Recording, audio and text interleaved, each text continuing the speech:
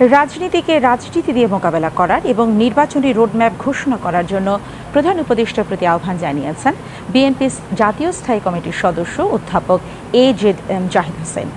আজ জাতীয় প্রেস ক্লাবে গণতন্ত্র ও মানবাধিকার নিশ্চিতে জাতীয় সংসদ নির্বাচনের গুরুত্ব শীর্ষক এক আলোচনা সভায় এই মন্তব্য করেন তিনি।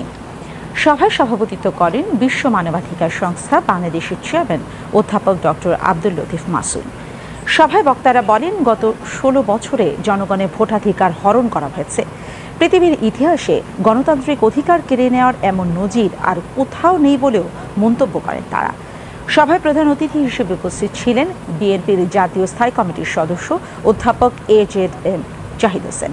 তিনি বলেন, বিএনপি সবসময় জনগণের পাশে থেকেছে।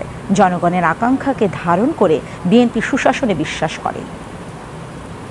আমাদের যে সংবিধান, এই সংবিধানে তো কোথাও লেখা নাই স্বৈরাচারী হওয়ার, কিন্তু সংবিধানটাকে যখন আপনি মিসইউজ করেছেন, একটা পেপারের মতো ইউজ করেছেন, যেটা জনগণের স্বার্থের জন্য ইউজ করেন নাই, তখন সেটাকে কিন্তু আপনি একটা স্বৈরাচারী রূপ। খালি সংবিধান বেচারার দোষ নাই, দোষটা হচ্ছে আপনি আমরা যারা জনগণের ভোট ছাড়া, দায়বদ্ধহীনতা ছাড়া নিজেদেরকে নির্বাচিত ঘোষণা করেছে। সেটা শুনলেন আপনারা, 14 সনে 153 জন ভোট টোট লাগে নাই, 18 সনে রাত্রিবেলায় শেষ, 24 সনে আর লোকই পাওয়া যায় না, তখন আমরা আর তোমরা নির্বাচন কমপ্লিট করে ফেললেন।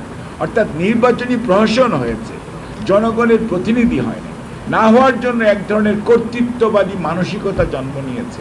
এবং আপনি সংবিধানকে একটা পেপারের মতো ইউজ করেছেন, কোনো দায়বদ্ধতা এবং একটা জবাবদিহিতা, এই জিনিসটা কখনোই আপনার মধ্যে কাজ করে না। স্পষ্ট ভাষায় বলতে চাই, ডক্টর মোহাম্মদ ইউনূস স্যারের নেতৃত্বে যে অন্তর্বর্তীকালীন সরকার ফেব্রুয়ারির মধ্যভাগের মধ্যে নির্বাচনের জন্য প্রধান নির্বাচন কমিশনার সহ কমিশনকে যে রিকোয়েস্ট করেছে, আমরা অনতিবিলম্বে নির্বাচনী রোডম্যাপ নির্বাচন কমিশন ঘোষণা করবে এবং আমরা সবাই আমাদের বক্তব্য থাকতে পারে, নির্বাচন কমিশন আলোচনা করবে, সেখানে আপনারা কথা বলেন, সেখানে আলোচনা করে ঐক্যবদ্ধভাবে স্বৈরাচারের ফেরত আশাকে যদি ঠেকানোর জন্য সবাইকে মাঠে থাকতে হবে।